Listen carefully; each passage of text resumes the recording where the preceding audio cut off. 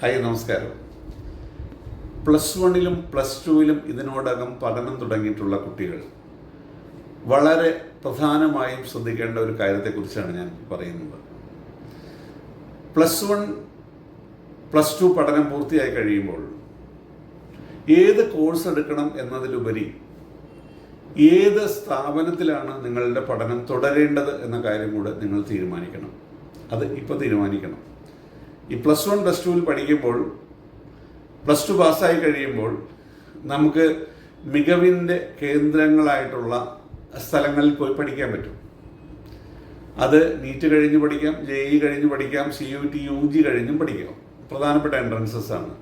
പിന്നെ ലോയിൽ തുടങ്ങിയ ഒത്തിരി എൻട്രൻസ് എക്സാംസ് ഉണ്ട് പല കാര്യങ്ങൾക്ക്. അപ്പം +1, +2-ൽ പഠിക്കുമ്പോൾ തന്നെ കുട്ടിക്ക് ഏതാണ് കുട്ടിയുടെ കഴിവുകൾ, താല്പര്യങ്ങൾ, അഭിരുചികളെല്ലാം കണ്ടെത്തിക്കൊണ്ട് അവരെ കൃത്യമായി നയിക്കുമ്പോൾ അവരുടെ കോഴ്സും സെലക്ട് ചെയ്യാം, കരിയർ സെലക്ട് ചെയ്യാം.